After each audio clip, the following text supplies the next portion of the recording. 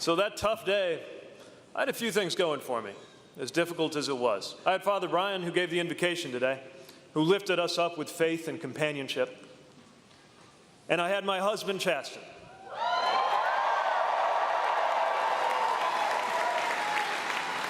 He was right there at the hospital. He stayed there.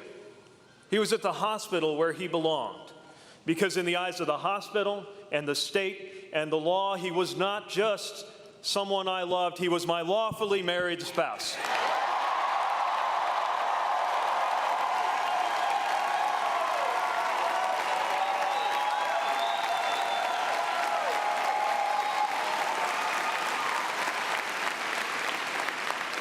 Our marriage exists by the grace of a single vote on the U.S. Supreme Court. 9 women and men sat down in a room and took a vote, and they brought me the most important freedom in my life. Mom started getting better right away. Dad started getting worse. We lost him earlier this year. And as I watched things change, from him caring for her to her caring for him, and the two of us trying to take care of the two of them. Once again, we found our lives shaped by the decisions of those with power over us. Decisions that made us better off, because some people in Washington made the decision to bring us something called Medicare.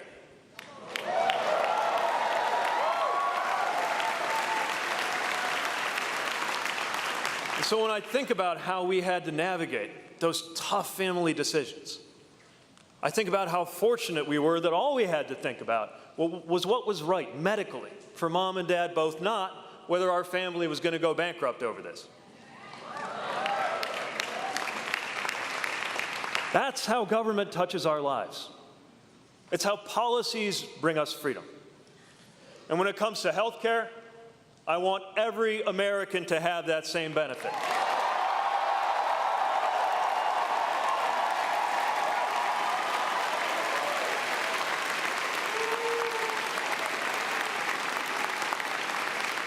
This is why Washington matters. Not the political ups and downs, not the daily drama of who looked good on cable in a committee meeting, but the way that a chain of events that begins in one of those stately white buildings reaches into our lives, into our homes, our paychecks, our doctor's offices, our marriages. That is why this country was invented in the first place, and that is what's at stake today.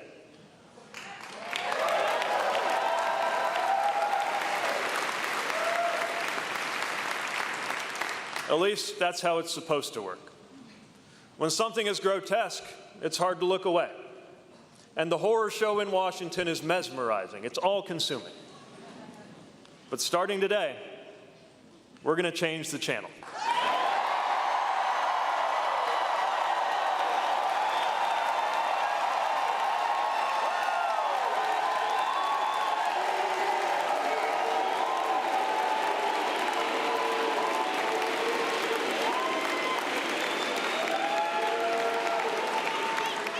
Sometimes the dark moment brings out the best in us, helps us find what is good in us.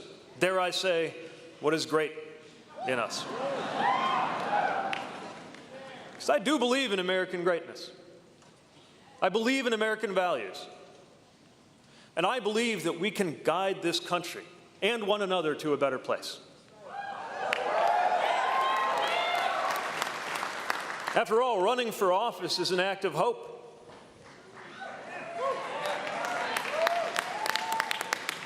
You don't do it unless you think the pulleys and levers of our government can be used and, if necessary, redesigned to make the life of this nation better for us all.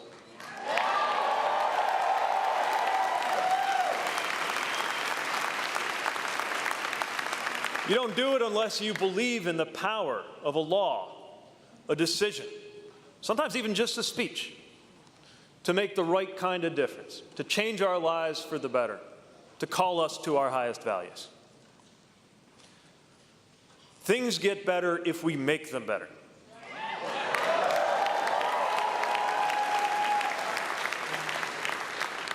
After all, you and I stand now in a building that was a symbol of our city's decline, where new jobs are now being created in industries that didn't even exist when they poured this concrete and laid this brick. You and I stand in a city that formally incorporated in 1865, the last year of a war that nearly destroyed this country. What an act of hope that must have been. We stand on the shoulders of optimistic women and men. Women and men who knew that optimism is not a lack of knowledge, it is a source of courage.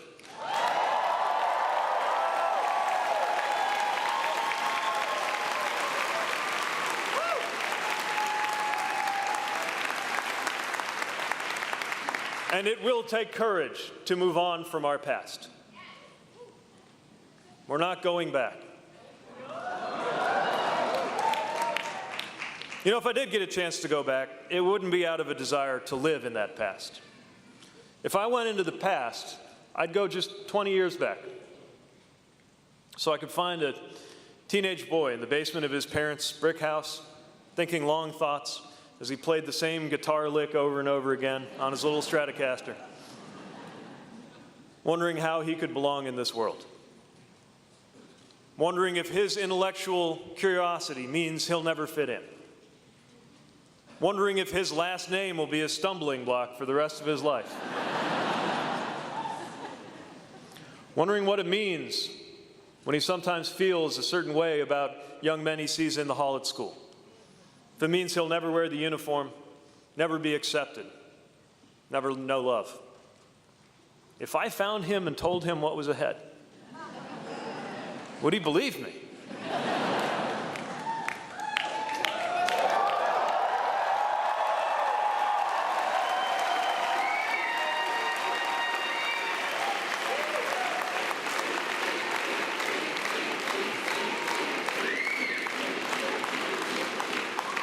I can picture it if I could put my arm around him and tell him that he was going to see the world and serve his country, that he would not only find belonging in his hometown, but be entrusted by its citizens with the duty of leading it and shaping it.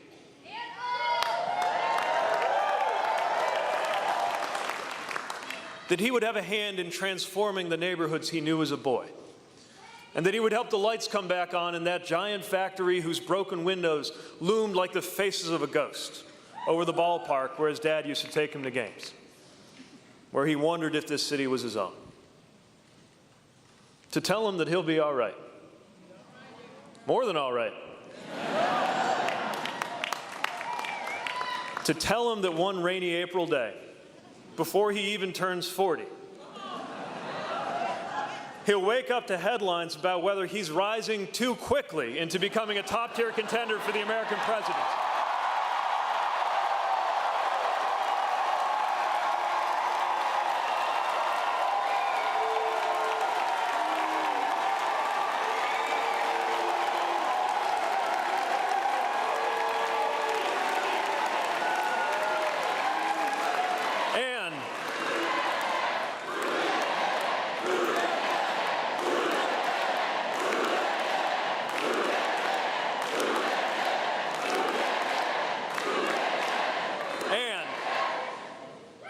To tell him that on that day when he announces his campaign for president, he'll do it with his husband looking on.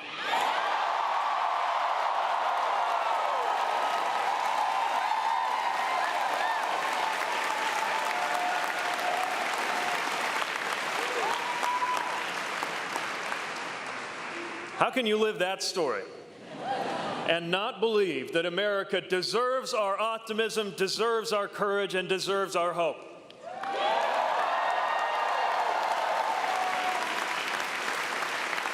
Yes, running for office is an act of hope.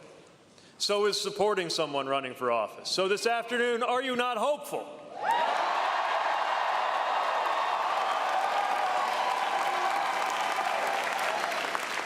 Do we not live in a country that can overcome the bleakness of a challenging and divided moment? Are you ready to turn the page and start a new chapter in the American story?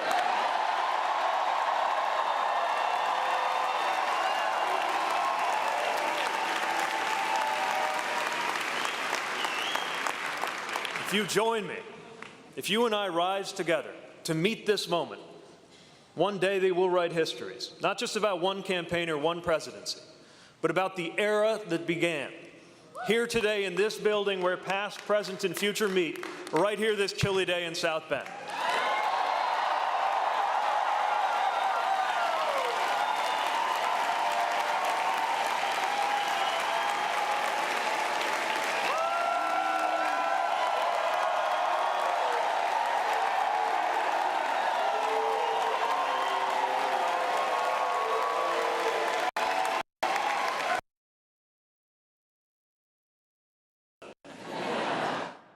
It's a little cold inside, too. But we've had it with winter. You and I have the chance to usher in a new American spring.